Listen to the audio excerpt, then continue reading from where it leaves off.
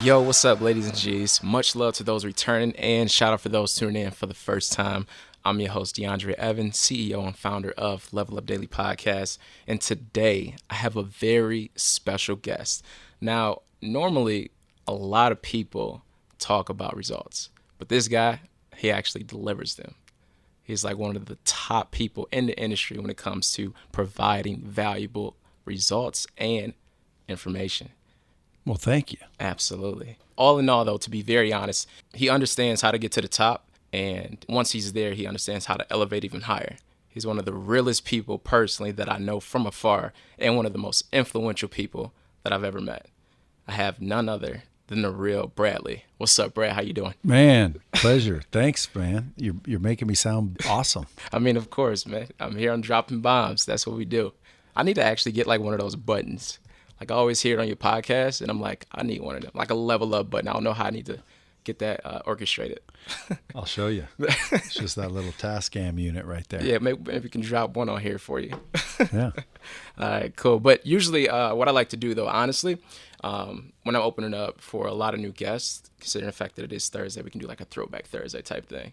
You know, so if you don't mind, I like to open up the floor to my guests. So if you want, tell us a little bit about yourself, you know, your backstory, how you became the real Bradley in general, where you come from, how you were brought up. All right. Well, again, I mean, I come from a small town called Cottage Grove, Oregon. Yeah. A little bit south of a town called Eugene, University of Oregon, yeah. Oregon Ducks, you know.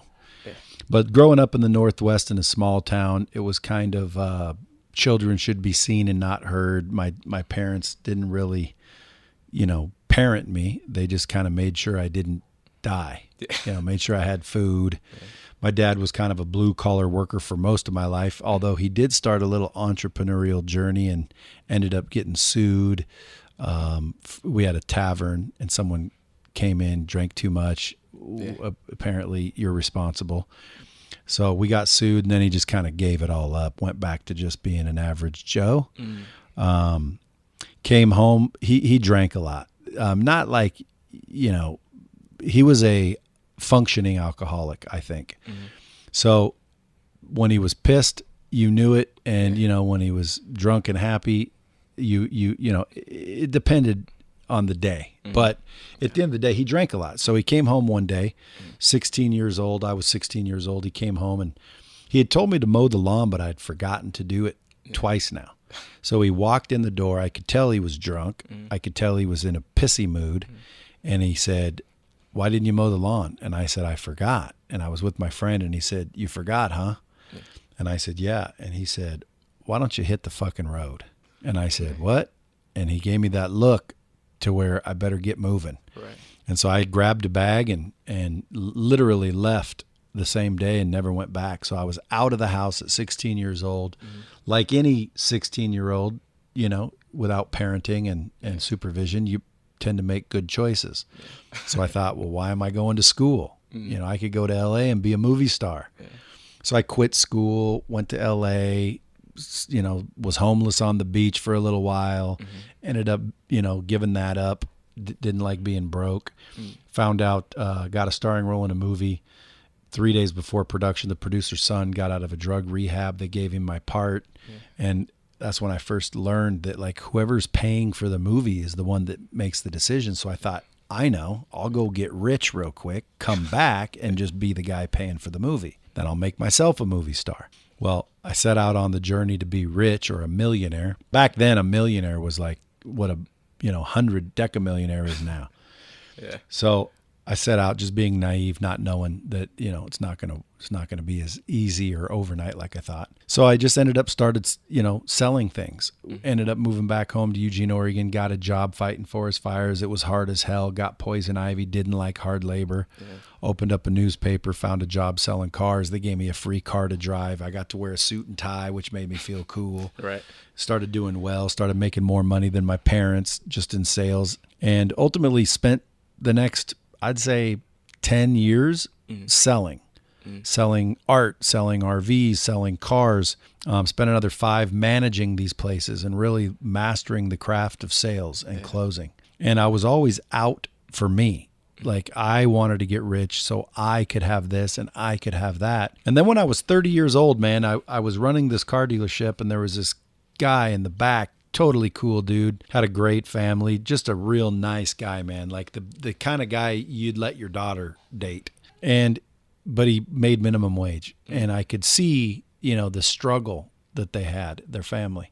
So I thought, man, look, I'm going to help you learn how to sell and close deals. And he went from making minimum wage to like 15 grand a month. Yeah. So it completely changed his life, and I was hooked. I thought, man, I want to start this.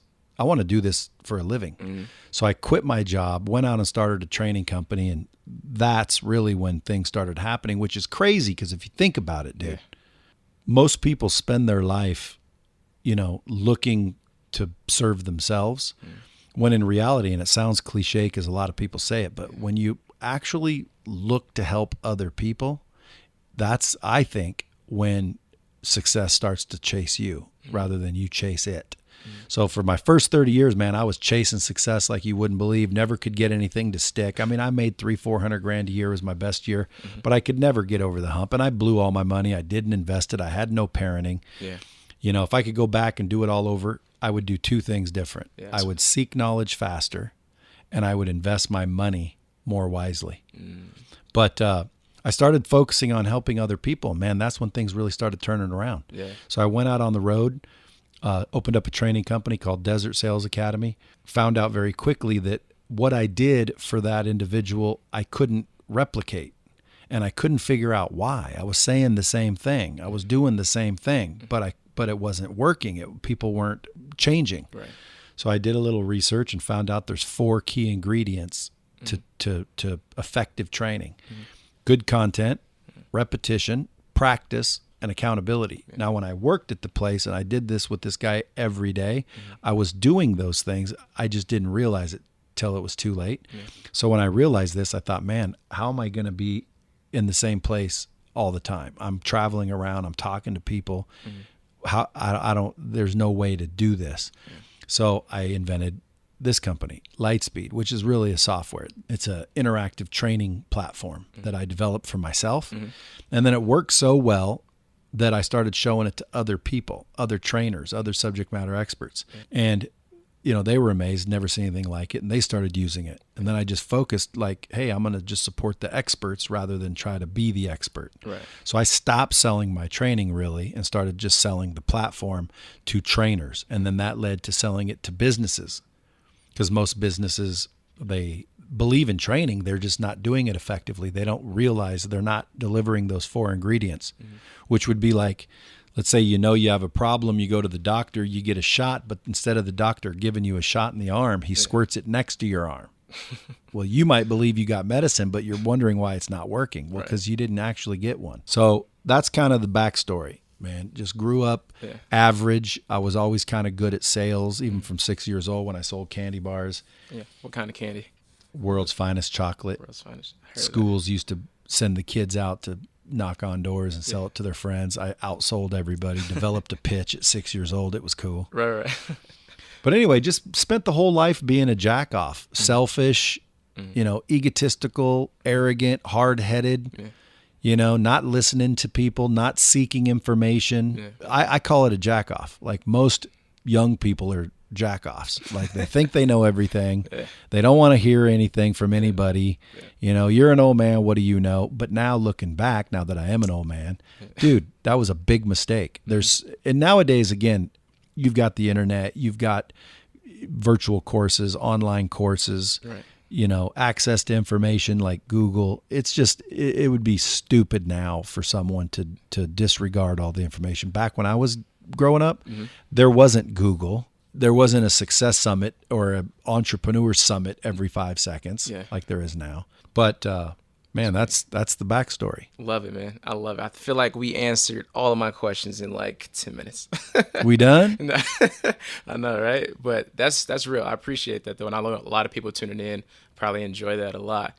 You did hop on a few things that I definitely want to dive into a little more, but you kind of answered one of the questions, which was, would you go back and change anything? Absolutely. What were that? I know you said 2. Was it anything else you would change at that given moment when your dad looked at you, said, hey, you didn't cut the grass? He's like, no. And he's like, all right, get out. Would you have cut the grass that time, or you were like, no, whatever? Well, I mean, a lot of people give cliche answers like, I wouldn't change anything because that's what's made me who I am. But no, dude, that's bullshit. Yes, I would change a lot of things. I've said a lot of things to hurt people. I've done a lot of things to hurt people, not like, physically or anything like that, but like, I was just inconsiderate and I was, selfish. Yeah. I would go back and I'd change that. I would have sought knowledge. I would have read books. I would have stayed in school. I went in the Marine Corps. I quit the Marines. There's a whole story behind that, but I would have stayed in the Marines, which again I might be right now a police officer or working for the CIA. Who knows? I may not be a millionaire or in the position I'm in, but I definitely, if I had the choice to go back and change things, I would have went back and changed all the things I did to impact people negatively.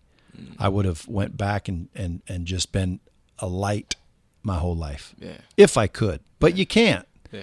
So at the same time, I don't beat myself up over it. Right. Like, dude, people make mistakes. We're human beings, man. Absolutely. It's the dumb ones are the ones that don't learn from them and implement new policies, procedures, thoughts, beliefs, patterns, and habits to correct what they've learned. Yeah. I think life is a time to learn, right? And a lot of people out there that I see, they don't really want to learn. They just want to, act like they know everything. Yeah. So I'd change that for sure. That's right. But if I sat here and thought about it, there'd be a lot of things I'd probably change. I would have started working out. Yeah. At like 17 and stayed fit my whole life. Yeah, you look good still, bro. You look good. I mean, dude, my shirt ain't off. Well, fitness, health, like nothing I value as much as health. Like, trust me, guys. You guys sitting out there busting your ass, burning the candle on both ends, grinding your face off like all these gurus tell you to do. Yeah. Dude, you could lose your family. You could freaking lose your health. You could literally end up broke and unhealthy or dead or depressed or mentally damaged. Like, dude, focus on yourself. Focus on your health, number one. Because without health, man, you got nothing. Thanks. Imagine if I said, dude, I'll give you $30 million, but you're going to be constantly nauseous in a wheelchair and you won't be able to hear or see. No, thank you. Yeah, like, dude, no amount of money's worth like just having a good feeling. Yeah. Like, you wake up, you're not nauseous. Right. You're healthy. Yeah. No diseases. Your family's healthy. Yeah. Like, dude, money's not everything. But on the other hand, this whole money don't buy happiness bullshit is total bullshit. Okay. Money does buy happiness. Yeah. I can prove it. I've proved it before, and nobody can argue with that. Too many people are stuck on this information that literally that's their excuse as to why they're not rich. Well, money's not everything. Yeah. Well, nobody said it was everything, but I can tell you money makes everything better. Everything. Yeah. Let's say you found out your mom has cancer and there's only one doctor that can fix her and that doctor cost $1 million. You don't have it. Your mom dies. What if you'd have had it? Without a doubt. You just bought happiness. Exactly. So anybody that's got this, belief that money is not important or money is not, can't buy happiness, I'd tell you to reconsider that, because it takes money to be let me rephrase, because you don't need money to be happy. Yeah. I know people with no money and they're very happy, but they would be happier with money. Agreed.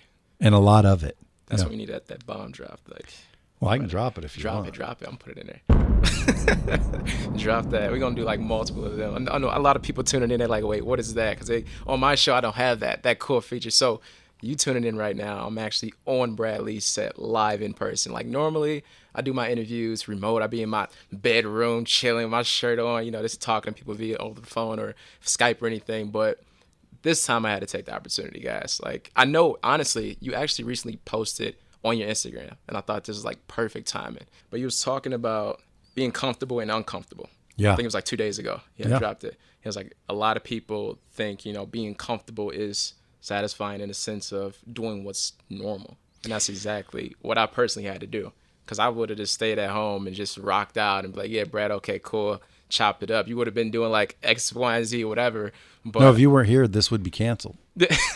yeah. I'm serious. Yeah. Like I canceled one earlier. I forget who it was, but it wasn't in person. Yeah. It was on a Zoom, and I canceled it because like I'm getting to a point where look, all of this guru social media shit. Right. I'm getting so tired of it. Yeah. There's so many people out there with masterminds and Yeah. podcasts. Everyone's got a podcast. Everyone's got a mastermind. Everyone's got a course. And 90% of them, they've never built anything. They've never done anything. They're making money selling you a course or selling you a mastermind. And they don't even have a business. Yeah. So how are you supposed to learn how to grow your business from someone who's never grown a business? Not that you can't, by the way, Right. because again, if you're aggregating expertise and you're sharing that expertise that you got from people who did build a business, then I it's totally different. 100%. But there's a lot of people out there making money on courses and bullshit, and the industry's getting saturated with stupidity. Yeah. So it's almost like embarrassing for Right. me to even talk about it. I almost want to like delete my social media. I'm serious. Yeah. I get people that DM me, hey, you changed my life. You did this, you did that. You've inspired me. You've done this. It's the only reason I keep going, because there are people out there that are listening and all they need is the right information. Yeah. My whole mission is to get the knowledge from the people who have it to the people who need it, because dude, nobody fails because they want to. Yeah. Nobody fails on purpose. Nobody gets divorced on purpose. They're lacking the knowledge. They're lacking the know-how. And it's like I am in a great situation where I get to hang out with a lot of the top people in every industry. Yeah.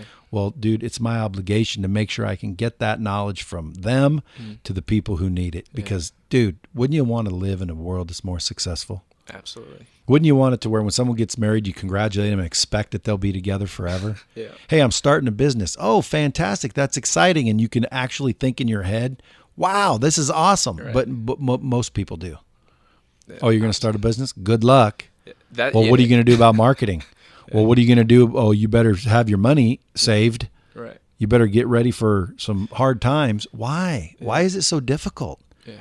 Well, because, dude, everybody wants to freaking keep their knowledge to themselves. I'm changing all that. Yeah. And I'm with that. And I want to know, like, why do you think people do that, though? Like, why do they want to hoard all that information in? Is it like just personal leverage, maybe, or they feel Insecurity, yeah, bad mindset, yeah, bad perspective. I mean, again, dude, people say it's lonely at the top. You ever heard that? yeah, Well, that's because you don't help anyone else get there. that's true. Like, dude, if I could have all my friends make $100 million, Yeah, I would. But most people think if I show you how to make $100 million, there's less for me. That's scarcity mindset. Their Yeah. mindset's wrong. I don't have a scarcity mindset. Yeah. I have an abundance mindset. If I learn something that works, I want to tell everybody about it. right. Doesn't always work for everybody, but I want to tell everybody. Hopefully it lands on somebody's ears and it makes a difference in someone's life. We're talking about children. Yeah. We're talking about loved ones, holidays, birthdays. Yeah, Dude, share. right. Make the world more successful. Facts. I agree. Well, you definitely helped me, to be honest. How? From afar, like I was in that realm where I was a little doubtful, to be honest. I'm 25, right? I'm experienced. I'm going through that little trial and tribulation type of thing where I'm like, is this gonna work? Should I do this podcast? Should I, reach out X, Y, and Z? But listening to your show, Dropping Bombs, shout out to you. I learned a lot from a lot of great people that you interviewed, and it kind of motivated me to get the ball rolling. So I was like, maybe I can do this too. And all in all, I really put my head down. I paid attention to what you were saying about, branding, awareness, self-awareness, patience, even though I know you got a little thing with patience. But, just really diving into that opportunity, just going head into the deep end.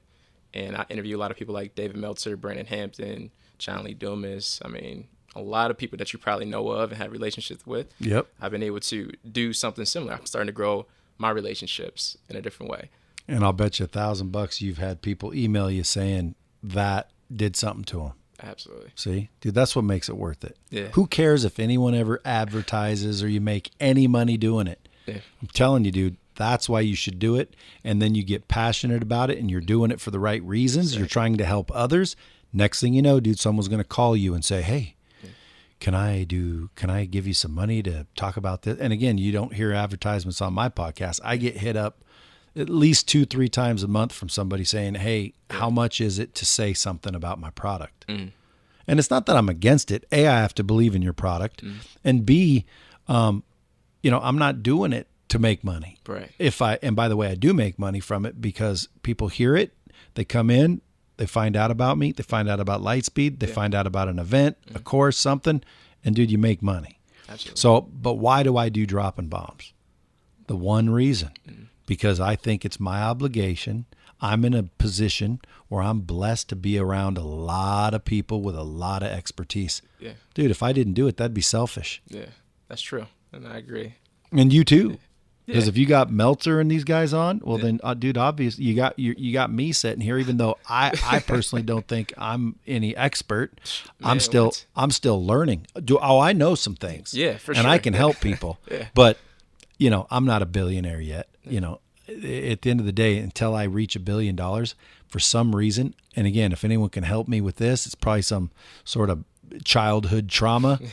I just don't think I've achieved anything until I get to $1 billion. $1 billion is like the new million. When I was younger, if you were a millionaire, it was like, oh my gosh, you're a millionaire. Right. Well, now it seems like everyone's a millionaire. And I always say, everyone is a millionaire. You have millions of dollars or millions of excuses, but you can't have both. The bars, exactly. You can't have both, kids. Yeah. You either have $1 million or $1 million excuses, which makes you a millionaire. Yeah. But you can't have both.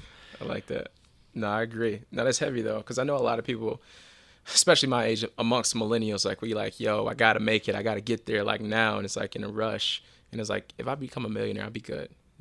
Now it's like, well, Jay-Z's a billionaire. I'm going for $1 billion now. So it starts to set new standards for things. But I know we hopped around various topics here, and I'm going off on a tangent, but personally growing up, outside of you leaving home, sleeping, you say on the beach, you was homeless for a second. Yep. Did you find mentorship within anyone, or you just all self-taught? Did you seek any? Yeah, I mean, from the definition of mentorship, I think I learned from a lot of people, learned what to do, what not to do, in all kinds of ways, all kinds of mentors, whether they be co-homeless, co-bums. People are like, you can't say bum. See, that's another thing. Why can't I say a bum? Right. It's like, we're bums. We were bums. Like we were bumming around. Right. You can't call them that. Dude, whatever the word you want to use. We were homeless. At the end of the day, I learned a lot from homeless people. Yeah. Sitting there sleeping on a beach, guess what? They'll teach you how and to stay out of the elements, how to, take showers at the gym. Like you learn from everybody. And if you don't, you're a fool. Yeah. So yeah, I had mentors, but not like, this old man or this old lady, took me under their wing and taught me the ropes. Right. Thank God, because now I'm a very successful person. No, I had to learn the hard way. Yeah. I had to adapt. I got a book coming out. What is it? It's called The Hard Way. It's basically lessons I learned the hard way so you don't have to. Yeah. I don't know. It's about half written. Yeah, like I have a lot of weird stories in my life. Weird stories. Like I've probably lived 5 lifetimes. I was 2 years old. I got pronounced dead, which they revived me. I drank turpentine from being under the sink. Wow. Man, there's just story after story after story. Yeah. So I just use those stories and then like these are lessons that I learned so you don't have to. Yeah. There's people out there right now bullshitting their friends. Thanks. There's people out there cheating on their spouses or girlfriends or boyfriends. Like, dude, you're only cheating yourself, man. That's true. It's the dead truth. Yeah. Like a lot of people say, well, what would you do if your wife cheated on you? Well, and again, Grant Cardone, I had a long talk with him and Elena about this. Yeah. You follow Grant and Elena? Yeah, I do. Elena, I like Elena though. She's a cool. classy girl, dude. She's She's like a movie star. Yeah. she's my woman crush. But Elena and Grant taught me this. See, and again, I'm in the unique position that I get to learn from a lot of people. Right. And now that I know to seek knowledge, I'm always asking questions. I'm always listening to answers. It doesn't mean I'm going to use it all, and it doesn't mean I'm going to agree with it all. Yeah. But to not want to hear it, you're foolish. Yeah. So I ask a lot of questions. What would you do if you cheated on it? So now I'm thinking, like, if my wife cheated on me before, I would have blew her out, kids or none, went out and started banging chicks and showing her that screw you, look who I can get. Yeah. Now I would try and figure out what I did or what I didn't do to cause that. Now, again, it's not always 100%. Like Grant and Elena think it's always your fault. I don't know about all that. Yeah. Like sometimes you just get a bad one. And they're cheaters and they're sluts or they're gigolos or they're bad dudes or whatever. Right. That's an exception. For the most part, people get cheated on because they're not delivering what that person needs or wants, and you're not even paying attention. So again, I mean, I learned that from Grant to where it's like, dude, take responsibility for yourself. Right. You can control everything that happens. Do you know why? Because for every action, there's a reaction. And you control not necessarily what happens to you, but how you react to it. So if someone walked up to you, punched you in your face, you're like, dude, he punched me, so I had to punch him back. You didn't have to punch him back. You didn't. Yeah. You chose to punch him back. You could have just walked away. Well, dude, my friends were there, dude. I would have looked like a straight up pussy. Well, now you look like a straight up prisoner because when you knocked him out, he hit his head on the planter, ended up dying. You went up for manslaughter. 7 years of your life is gone. Why? Because you made a choice to punch him back. Now, again, if someone hits me, I'm probably going to make the same choice. But now that I'm older, just depends. Yeah. I think if I had the perfect ability to make decisions, you could hit me in the face. I wouldn't do anything. That's real. Well, it's because, dude, that's the right choice. It's the right choice. Right. Long term, for but emotions take over. Yeah. You guys want a big bomb? Here's the bomb. Ready? Go through life in every situation and make choices without emotion. If you can learn how to remove emotion, dude, I guarantee you'll be successful in anything you do. Because how many times have you had a friend that you probably shouldn't be hanging around, but you did? You had a girl that you probably shouldn't have been messing with, but you did. You stole something. You lied. You did something that you probably shouldn't have did. Well, if you start to realize why you did that, 9 times out of 10, it's going to be emotion attached to it.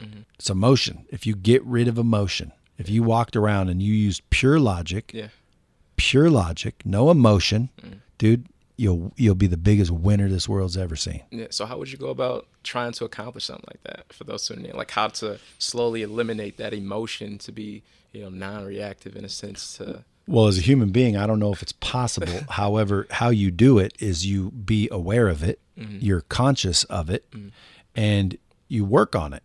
Because again, I mean, I try to work on things. There's people that I should have fired that I didn't. Why? I felt bad for them. That's emotion. Yeah. Why would I feel bad for someone? Yeah. This isn't a charity. Right. Why would I have you struggle here at this business for years if I could just let you go? And with the different perspective, dude, you need to go out and find yourself a win because you're not winning here. Right. It's selfish of me to leave you here. And here I am thinking, oh, I'm just too nice. I care too much. When in reality, it's you don't care enough. Because if you're struggling here, how many other people are picking up your slack? How many other people are getting dragged down because you? Yeah. So when I say I care, I don't want to let you go, man. You got kids at home. I care too much about you. Well, then if that's the case, I'm not caring enough about the other 80 people that are here. Yeah. Like at the end of the day, it's like, dude, if I removed emotion, you're either winning or you're not. Right. I'd walk up, I'll be like, dude, appreciate you trying, man. Yeah. Good looking out. Peace. Yeah. And then guess what? 3 years later, I see you. You're happy. You're winning. You found your niche all because I fired you. Yeah. Where it's like, see, I should have done the right thing. What's the right thing? Fire you. But dude, I had a long time struggling with firing people. Yeah. Blessing in disguise. It was a big issue. Yeah. Now, I do know that given the fact that you hang around people like Grant, Elena, so many great people, that they consider you the king of sales. Right. Well, Grant wouldn't, but I mean, if you asked him personally and honestly, he knows I am. Yeah. Because a lot of people don't know the backstory of it, but you brought Grant on, right? Like you put him in position. Yeah. So how did that go? Like how was that conversation? Did you guys meet up somewhere? Did bumped into each other? I tracked his ass down. Yeah. So, but I mean, at the end of the day, it took me like 4 years to close him. I thought he was acting dumb just to get a better deal. Yeah. And I'm like, I don't understand that you don't understand. Like, it's pretty simple. Yeah. And he's like, well, I don't get it. And I'm like, dude, are you just trying to get a better deal? Like, what do you mean you don't get this? Right. But his mind was in real estate. His mind was somewhere else. He was doing very good in real estate, buying real estate. Mm-hmm. A lot of people think he made his money selling. Mm-hmm. No, he made his money buying. Mm-hmm. Okay. When I met him, he was a sales trainer making probably $1 million a year, which is good money. Couple of new kids, a wife, about ready to blow his ass out because he's always gone. And even if they weren't, dude, what kind of life is that? Where you hang out with your family 1 month a year. Yeah. Dude, it's not good for them. It's not good for you. At the end of the day, I found him, tracked his ass down, tried to convince him. He just wasn't ready to hear it. He wasn't in the right position. He wasn't in enough pain. He was being successful doing what he was doing, so he wasn't hearing it. So I just kind of left him alone, man. I didn't follow up properly. I didn't chase him. But one of my guys ran into one of his guys and said, and so his guy got into him, and then the real estate market took a shit in 2008. Okay. And that's when Grant goes, holy crap, I better figure out something because this is scary. So he called me and said, okay, dude, now what were you talking about? So I went down, explained it again, told him, dude, you just do this, and then over the course of 2 or 3 years, I kind of just showed him exactly what to do, coached him up, and then of course, he started putting all his effort into it, and boom, blew up. Yeah, I love Grant. Yeah, when I met him, dude, one man band. He had maybe one employee, and that was I don't even think he had an employee. Yeah. He literally was a one-man band teaching car salesmen how to sell cars. He was good at it. Yeah. And I'm like, dude, you're bigger than just the car business. Like, sales is sales. B, you need to get known outside of just the car sales space. Right. Like, dude, there's plumbers and doctors and lawyers and landscapers and pool companies and insurance agents and real estate agents. If they knew what you know and applied it to what they do, people would double, triple, quadruple their businesses, their sales, their productivity. Yeah. You got to get outside the car business. I said, you need to start, because he had Cardone on Demand, which is the one for the car sales. Yeah. And I said, dude, you need to start one called like Cardone University. Yeah. And he's like, but I say cars. And I'm like, well, stop saying cars. Start saying product. Yeah. A customer is a customer. In the car business, we call them an up. Quit saying up. Say prospect. Like, just stop being specific, because what you're saying still applies. Right. So I built Cardone University mock system, and I showed him. And then next thing you know, he starts throwing stuff in there, starts selling it to non-automotive people. And pretty soon, dude, Cardone University is bigger than his car business. Yeah. So eventually, he built it up. I should say we built it up to about, $3 to $5 million a month. And then with that $3 to $5 million a month, he was very good at marketing. He understood marketing, where I kind of let him go learn the marketing angle, because I'm just there to support him and my other clients. So it's not my job to market these training systems. It's theirs. Right. So I just kind of, like an idiot, sat back and let them deal with it. That was my mistake. Like, I should have been right there learning everything, but I didn't. Now I have, and now I am. Yeah. But shit, dude, Grant learned and did it extremely well and blew up his business. Thankfully, brought me with him. Obviously, we rev share. Yeah. So, I owe a lot to Grant, but on the other hand, homeboy owes me a little bit too. The little alley. Me and him are like brothers. We just argue about that constantly. Yeah. He says I should kiss his ass. I say he should kiss mine. Yeah. Like, dude, who chicken or the egg, dude? Like, he wouldn't. Here's the thing though. Grant would be somewhere without me anyway. And I'd be somewhere without him anyway. But I helped him get there faster, and he helped me get there faster. So together is, it was the answer. Yeah. That's why I always say, instead of compete, man, collaborate. Yeah. When I started out, I was Grant's competition. Really? Oh yeah, dude. Wow. I was going around to car dealerships, Yeah. training car dealerships. They'd say, well, we use Grant Cardone. I'm like, who the fuck's that? Right. Like, screw that that never sold cars, bro. Yeah. Like, I think he worked for a month or two and then started training people. Like, trust me, dude, my training is way better. Yeah. Well, as soon as someone loves someone and they're fans, you can't talk them out of that. That's a fact. So that's when I said, man, I can either compete with Grant and everybody else in this space, or I can just go collaborate with them. Yeah. And I thought, man, that sounds like an easier path to me. Yeah. So that's what I did, and that's that. Got you. Yeah, so dive into that because I love that whole spiel. I'm gonna definitely ask Grant about it too. I'm like, so who's the best salesman? And see what happens. I'm the better salesman. He's the better worker. Better worker. Yeah, like, dude, his work ethic's ridiculous. Yeah. He'll outwork me all day long. Yeah, gotcha. But he won't outsell me. I always say, who sends who a check? Ooh. Yeah, he sends me a check. Yeah. That's great. So now, like, what advice would you give to somebody who's looking to start their first business, right?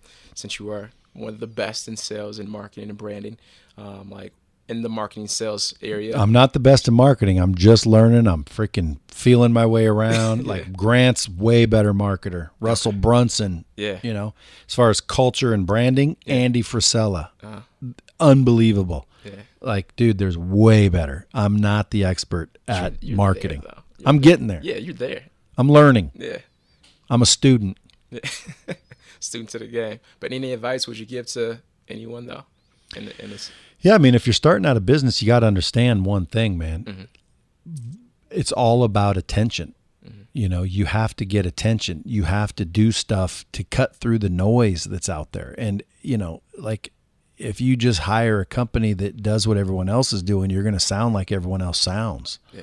So sometimes you have to step out and get attention. Now, most people are afraid of judgment. Mm-hmm. Okay? Listen up. Yeah. Afraid of judgment.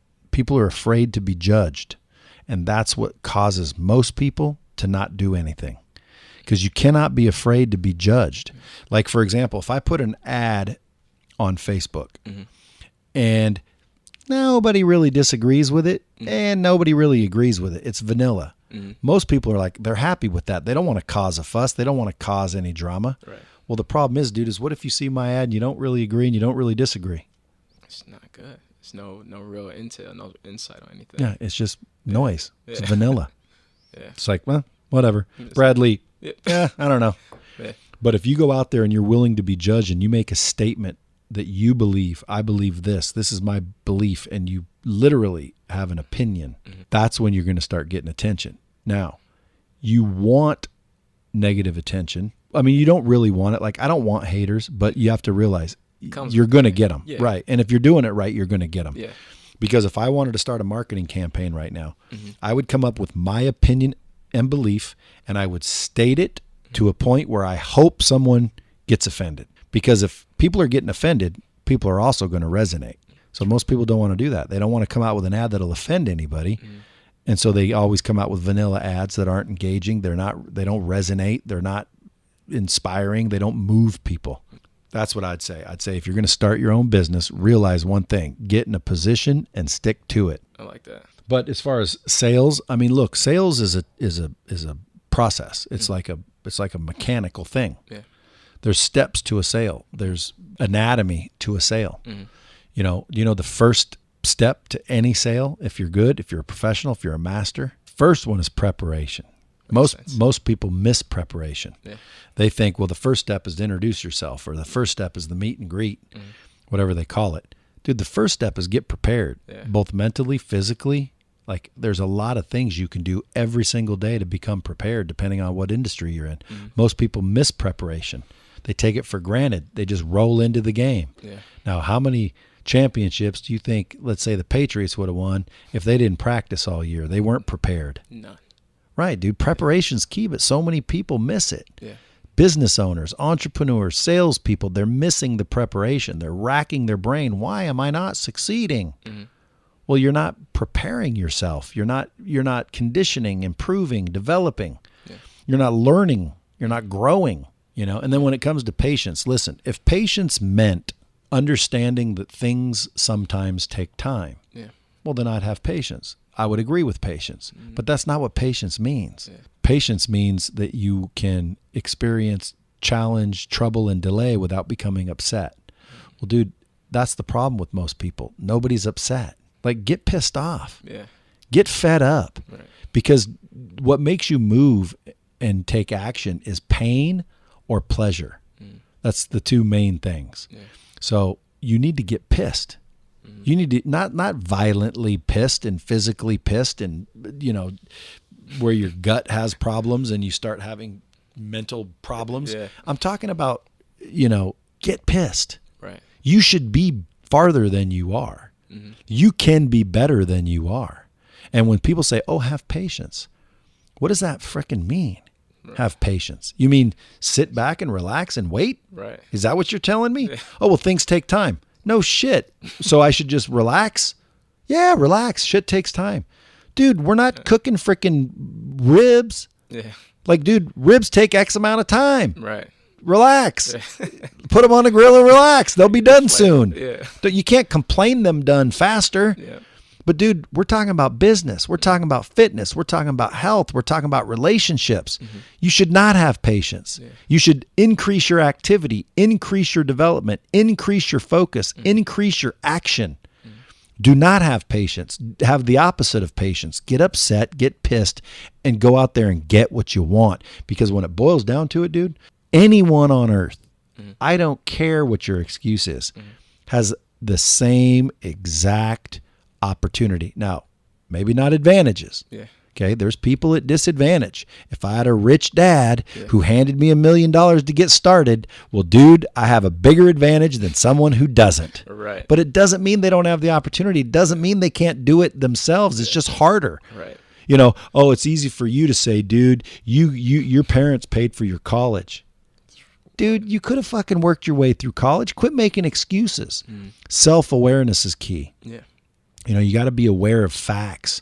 One of these days, I'm going to put on an event. I'm going to bring in all my favorite speakers, and I'm just going to call it Elemental. I like that. Yeah, because, dude, Elemental, if you look it up, it's like basic, primary, a force of nature. Yeah. Success is so easy, dude. Here's what it boils down to. You ready? Choices. Every day you wake up, you have a choice. Thousands of them. Right. What you eat, where you go, how you respond, how you react. Yeah. Those choices is what determines whether you're successful or not. Choices. Is that hard to understand? Not at all. Then why are so many people struggling? Right. That's true. Well, because they make excuses, which, again, are just excuses, man. Right. They're just excuses. They're rationalization. And you know why I think they're rationalizing? Because deep down, they don't like themselves. You know why they don't like themselves? Because they've been lying to themselves and procrastinating for years. Yeah. Now, what if every time me and you got together, I fucking harmed you somehow? Lied to you, cheated you, stole from you? Yeah. What would you do eventually? I'm out, man. You'd stop hanging around me. Yeah. Well, dude, if it's you doing it to you, you can't bail on yourself. Right. You're stuck with you. So what happens is the subconscious mind starts playing tricks on you. It's called rationalization. So transitioning from that, because that's a lot. I know a lot of people tuning in right now. They're like, first off, Brad's cool as fuck. They're probably thinking that. Hey, I don't want to argue with them. Second, they're like, okay, he's dropping a lot of bombs for a lot of value. And I know some people may not know your track record as far as your success overall, but when it comes to making money, obviously you know what you're doing. So what would be like your answer, your segue to this as far as your relationship to money? I know we briefly talked about it for a hot second. Do you see it more so as a tool, or do you use it see it as like a crutch, like I got to keep it, I got to hold on to it? No, 1,000% it's a tool. Yeah. Like too many people don't understand that it's a tool. Yeah. Listen up, folks. Imagine you want to build a home, and you know how to build a home, and you have a big old huge warehouse filled with tools. Yeah. And you walk in there and you grab a screwdriver and you go outside and you start trying to build your home with a screwdriver. Well, it's not going to be easy. Yeah. And it's, you might be MacGyver or something, but at the end of the day, dude, your likelihood of building a quality home quickly is not very good unless you have all the tools. Makes sense. So if you think money's a tool, because it is, and you have a room full of tools and you were going to build something, how many of those tools would you use? Huh? All of them. What? I need all the tools. You'd use them all? I need all the tools. Well, then that means you'd empty your bank account. It's true. Yeah. Most people won't do that. Yeah. I've had people say, "Hey, coach me, Brad. I think you're wonderful." And I say, "Cool. What's up?" Yeah. Well, we're trying to double our business and scale and this and that. And I'm like, all right, well, tell me a little bit about what's going on. Well, we have X amount of dollars in the bank. And I'm like, well, then why don't you take that money and do that? Oh, no. Because what if something happens? Yeah. We're going to need that money. That's our nest egg. That's our bumper, our buffer. And I'm like, dude, that's like you need to chop wood and you're not using the axe. Like, dude, money is a tool. If you don't spend it, if you don't use it, it's worthless. If I gave you a stack of cash right now, $1 million cash, and I said, dude, that's yours. Lug it around, but never spend it. Never use it. You cannot touch it. You can just lug it around. Dude, you'd be like, fuck your $1 million. Right. Like, dude, I ain't lugging this shit around. I can't use it. Right. Well, dude, think about it. How much money do you have in the bank that you're not willing to use? Well, I'm using it in case. In case of what? Mm-hmm. I want to scale, but I don't want to use the tool. Yeah. I want to grow, but I don't want to use that money. Yeah. Dude, that's the problem with most people. Mm-hmm. Money is a tool. If you have a mind of abundance, money flows, bro. You get rid of the money you have, and I'm telling you, more money replaces itself. Mm. I've never once worried about money. Like, I don't think, oh my God, what if I get rid of this that I have? I think, how do I get rid of this to get more of it? Money's a tool. It's supposed to replace itself and bring some friends with it. Right. So here's 10 grand. Go ahead. I'm broke now. So what? That 10 grand is going to go out and get me some friends. Right. Then I'm going to have 15.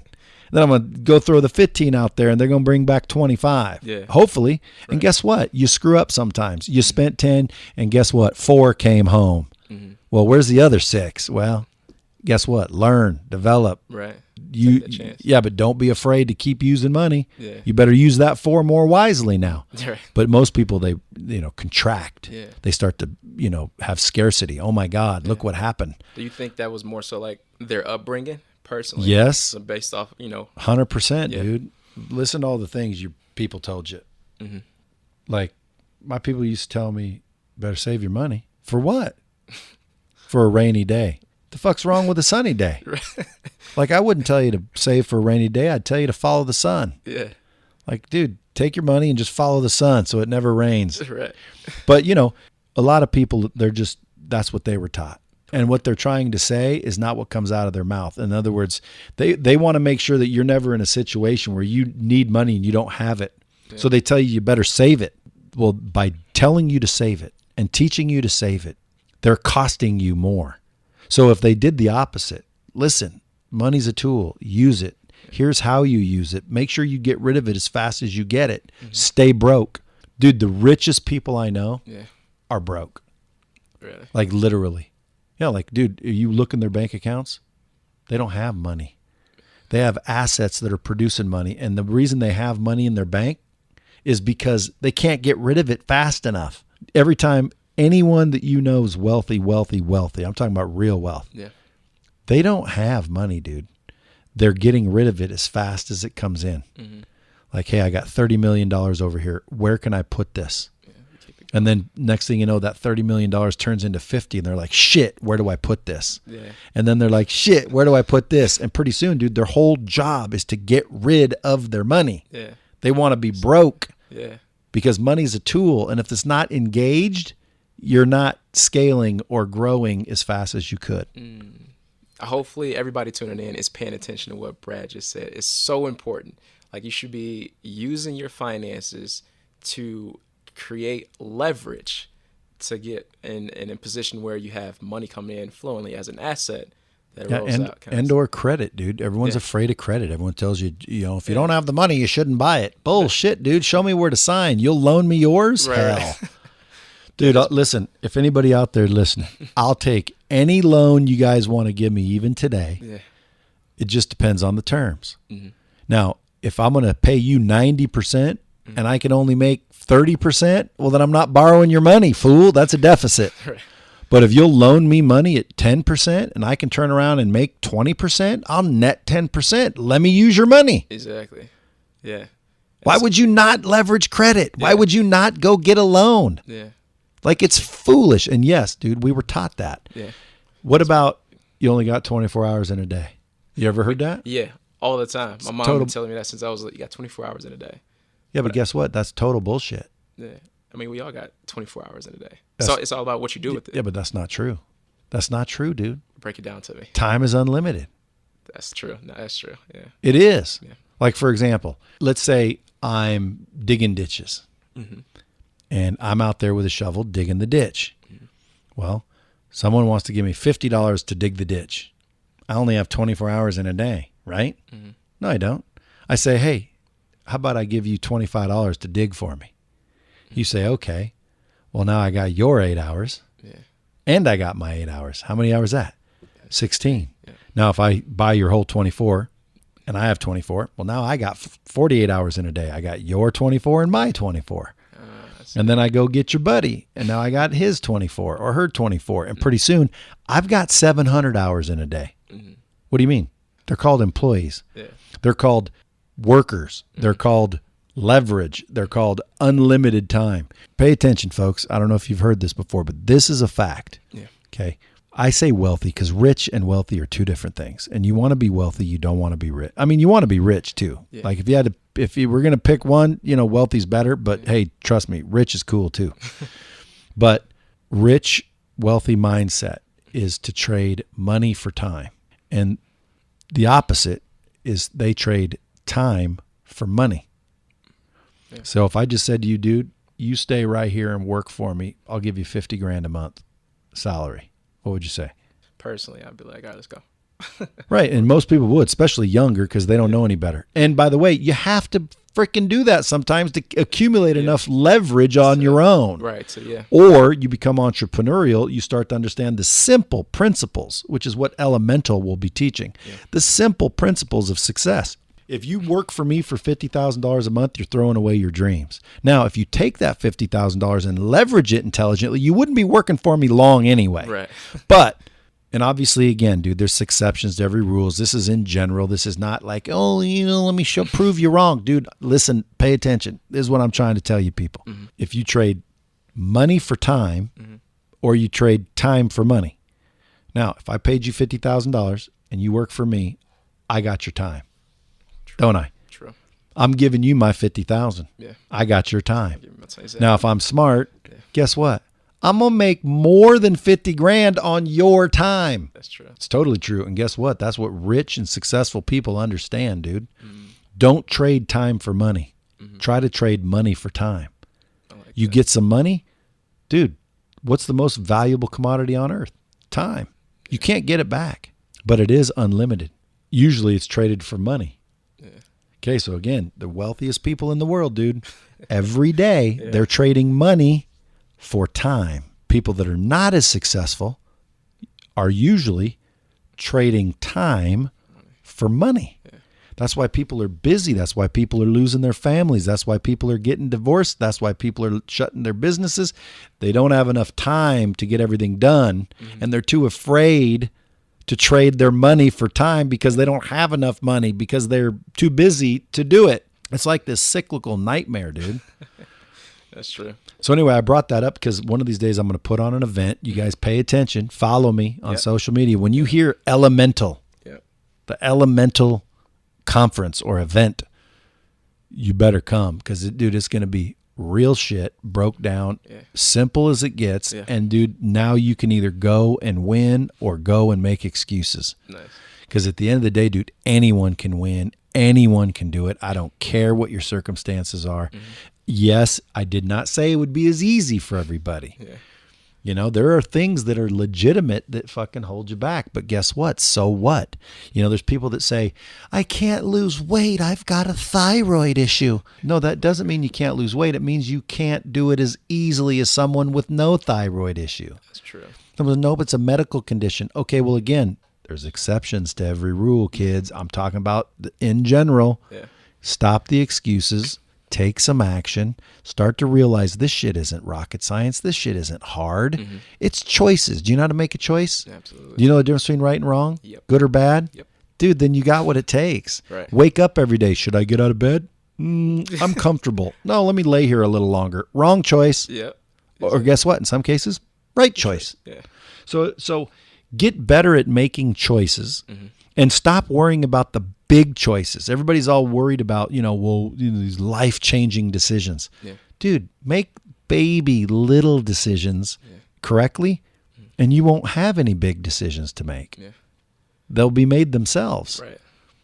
I like that. Look at people that are fit, dude. Nobody wants to talk about how many hours they're putting in the gym, how many times they've said no to a donut, how many times they've said no to the alcohol and the parties. Yeah. And all the people partying is like, oh, dude, man, I'd love to have abs like that. Right.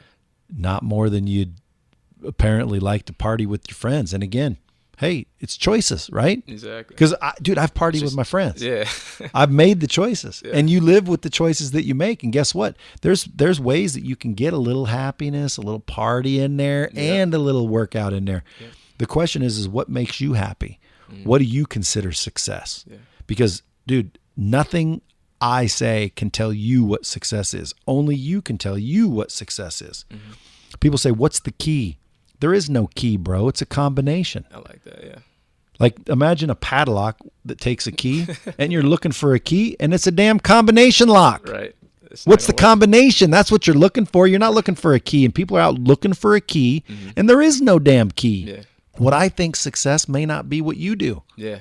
You think, well, hell, I think $1 billion is successful. Well, again, dude, I don't think $1 billion is successful. Yeah. I think $1 billion helps, but my definition of success is, a lot bigger than just money. What about family? What about spirituality? What about, everything? Like, right. What's your combination? Yeah, that's real. And a lot of people, like, they usually focus in on like one box of their life. So like financially, they got that check, and that might be success to them. But I know, like you say, for other people, especially myself, I don't want to check all the boxes. Financially, spiritually, Yeah, but that's you. Yeah. See? And again, Yeah. if you're making a lot of money, but you don't have any kind of relationship with God or whatever you believe in, and you're kind of mentally depressed and you feel this void, and it's like everyone will think, ooh, man, he's successful. When in reality, dude, you're depressed. Exactly. How many times do rich people, wealthy people kill themselves? It's been a lot lately. A lot of it. What I thought they were happy. Look at what's his name? Robin Williams. Yeah. Look at I don't even know who else killed themselves. Yeah. Dude, money doesn't necessarily mean that you're going to be happy. Yeah. But it definitely helps. Yeah. And you can buy happiness. But at the same time, I'll tell you, you don't need money to be happy. Right. The question is, what is success? Well, the answer is only you can decide. And see, most people never find it because they never define it. Yeah. I like that. Give you a bomb right there. Yes, Because, dude, it's so simple. People miss it. It's like, oh, I want to be rich. Yeah. And then they go out and they work their ass off, and then they lose their marriage, or they lose their health. And now they're in a miserable situation, but they got money, but they can't enjoy money, and they're miserable. Right. And then they die. And it's like, was he successful? Was she successful? Was that success? Someone will be like, well, I wouldn't want to trade places.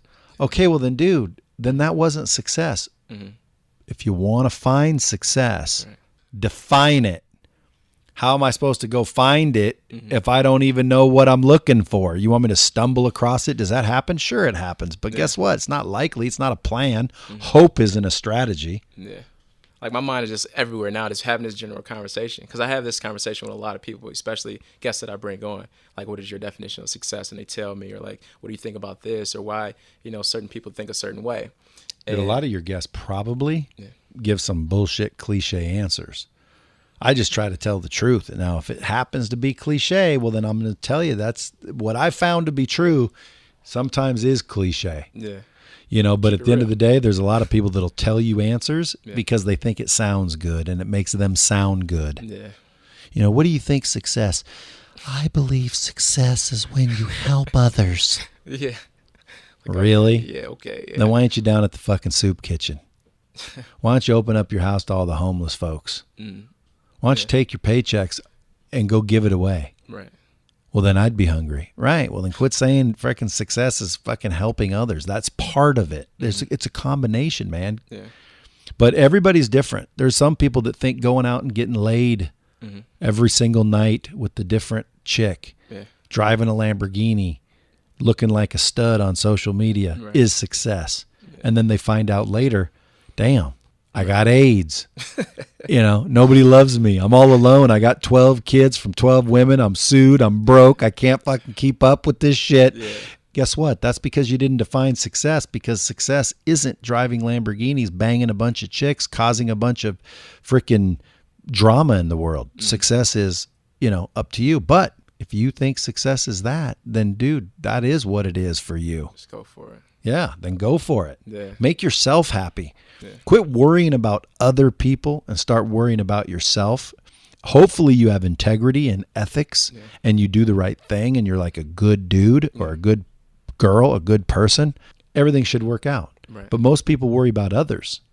Like, I don't want to say that because I'm worried about what you think. And I better not say that because your listeners might hate me or talk shit on social media.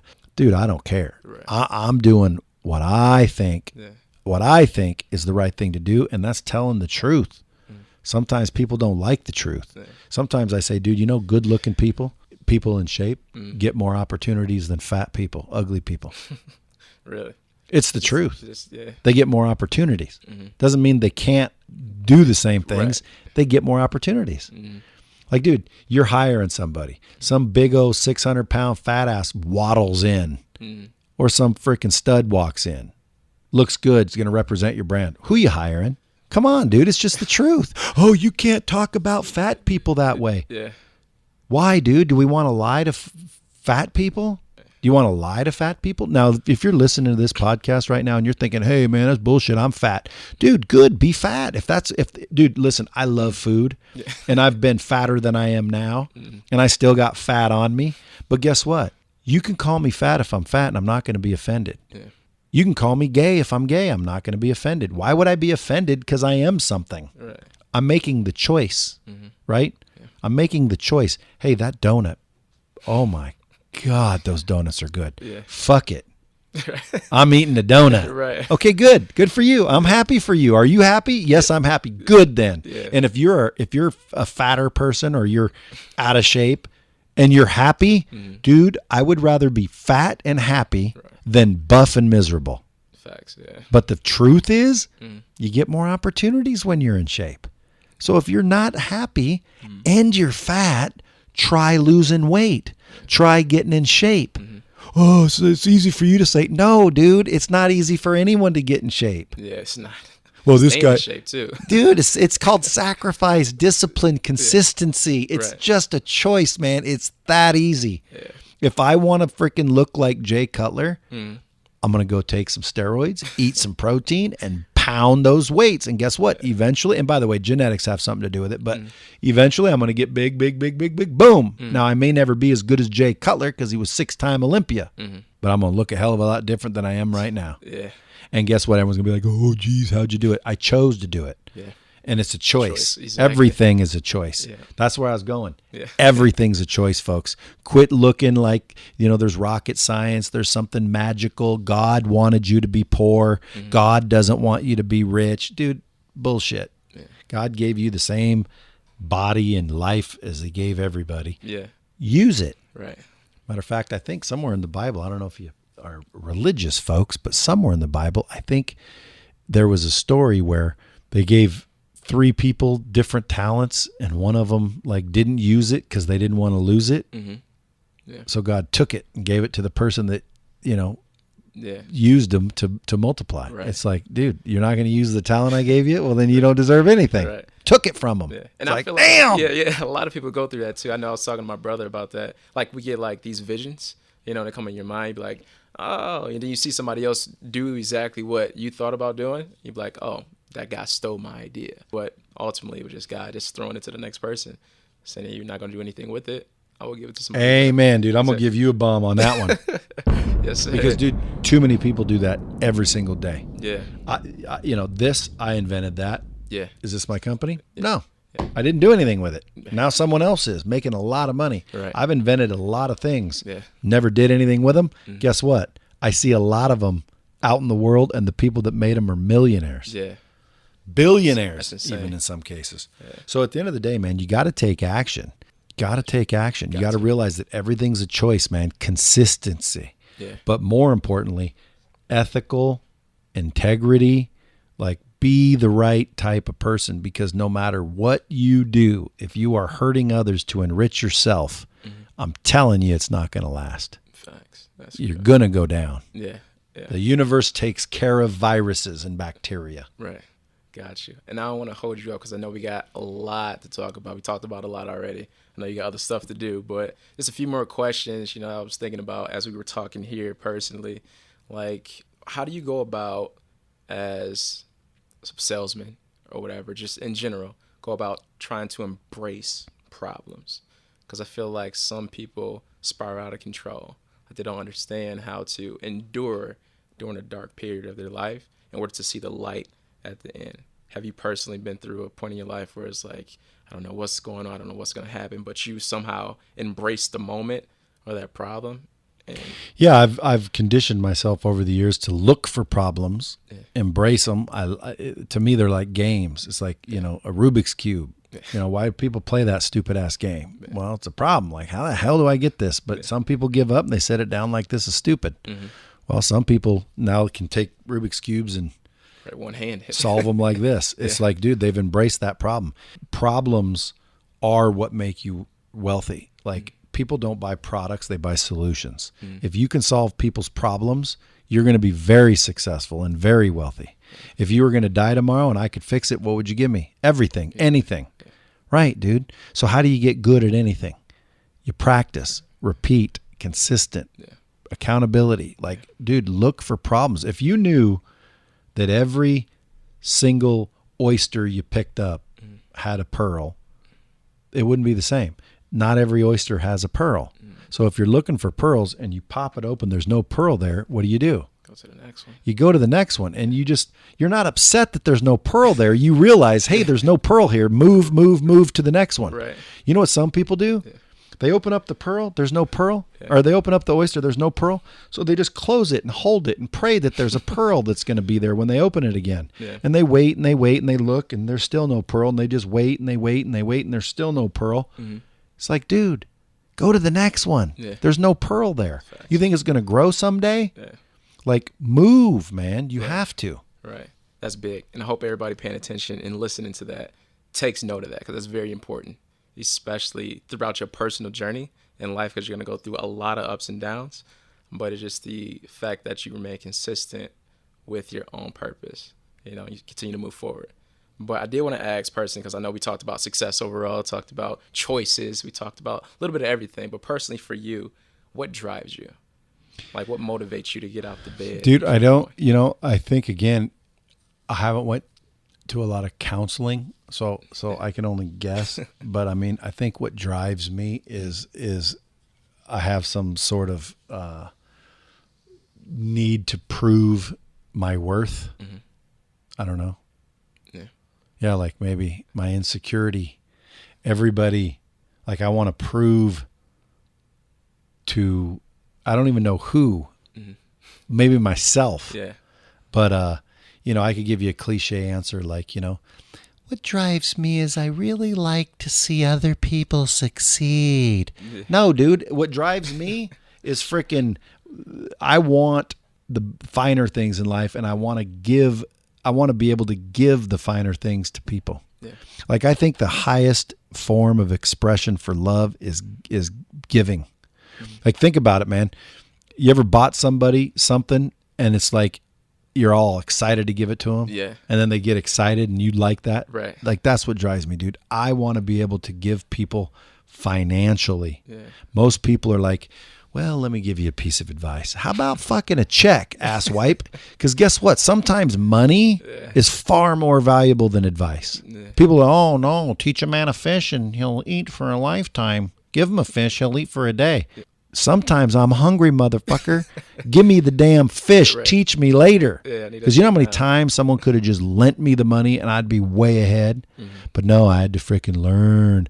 I had to go take the long way. Yeah. Dude, I want so much money properly invested that I could literally go around the planet blessing people financially. And it wouldn't be me the one making the decisions. Yeah.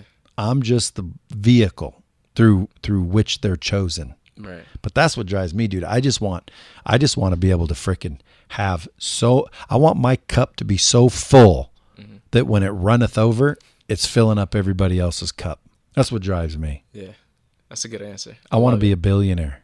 You're going to be a billionaire. I just got to freaking, I want to be able to flip everybody off and say, see, I told you. I told you. Right. Like you doubted me, didn't you? Yeah. Like I hate to lose more than I like to win. I think that's the heart of a champion, though. And to me, dude, if I die not a billionaire, I will have been trying my entire life. So which I won't, I will be a billionaire. But my point is to me, that's what drives me. The big B. Yeah. Why? Because I know with $1 billion properly invested, you can go help so many people financially. Like you get these guys with $163 billion, $97 billion, $81 billion, $3 billion. And they're not out there freaking blessing other people with financially, driven awards. Yeah. What are they thinking, dude? What are they thinking? Well, I might run out. Dude, you'll never run out. Right. How much food do you need? How many houses do you need? How many cars do you need? Do you know how many good people are out there that would just love a little loan? Well, they've got bad credit. Why don't they get it from the bank? Well, they've got bad credit. Yeah. Well, what does that mean? That means they don't pay anyone back.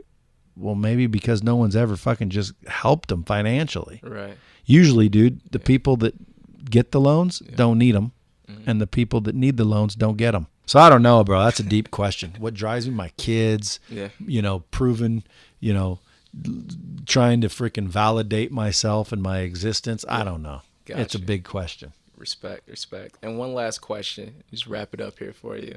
Like personally, what would be one thing you would tell either yourself as a younger age or someone out there right now that's just going through life trying to figure this thing out to help them level up and get to the next level mentally? Well, pick up a book, read it, journal what you think about it, speak what you think about it, talk about it, because again, I mean, if you read a book and then you write what you think about what you read, you'll just develop, and then go out and speak about what you read and what you thought, and you'll just start getting more developed. Yeah. And pretty soon you're going to become what they call learned, which is spelled just like learned, but it's learned. Now, what the hell learned? And not that nobody knows that word. I'm just saying, like, learned. What the hell is learned? Right.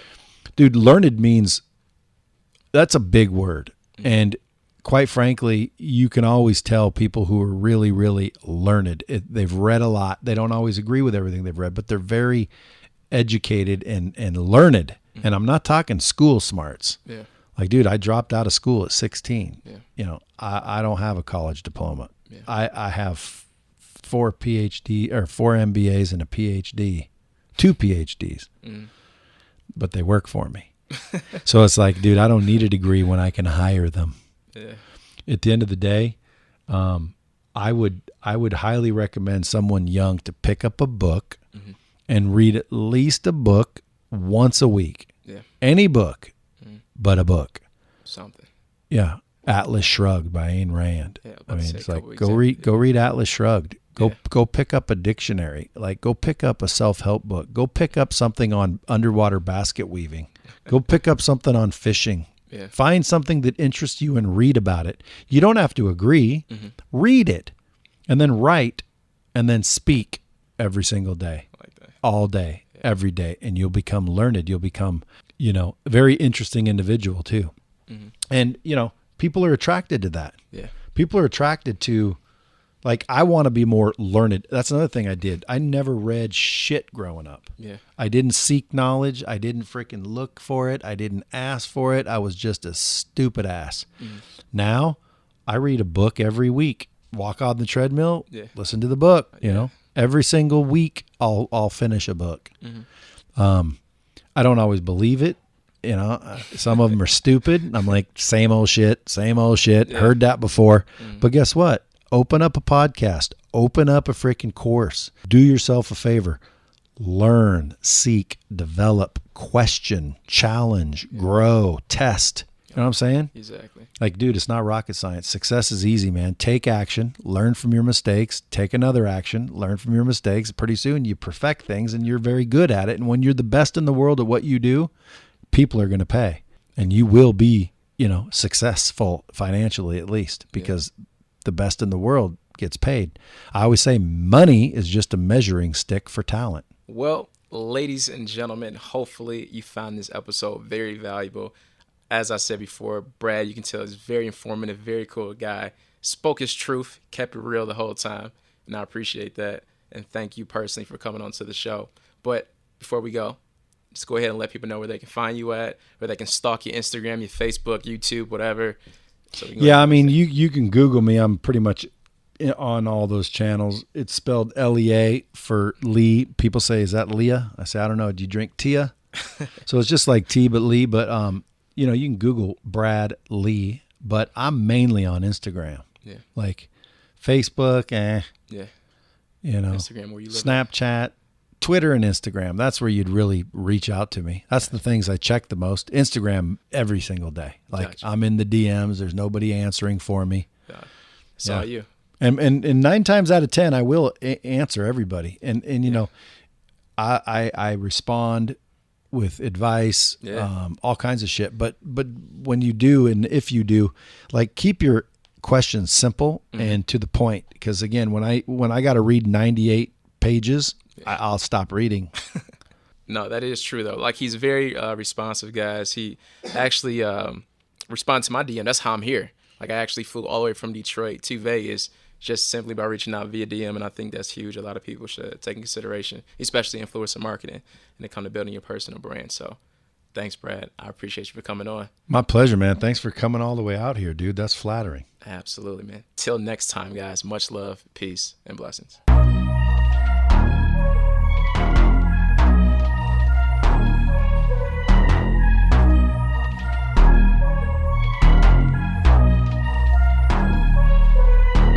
Got another part if you're interested.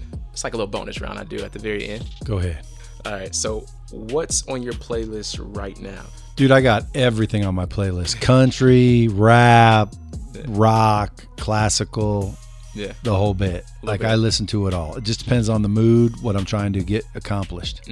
Got you. What does the rhino symbolize? Because I see this on your page a lot. I see it in the lobby out there.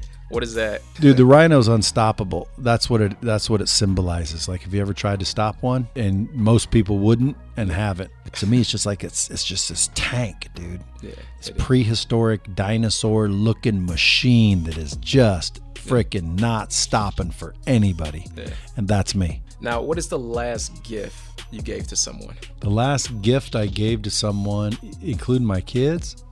Yeah. I don't know. I mean, like, I sent a guy a Breitling watch, you know, but I just got back from 4 uninterrupted days with my family at Disneyland because I got a 4-year-old and a 6-year-old little girl. Nice.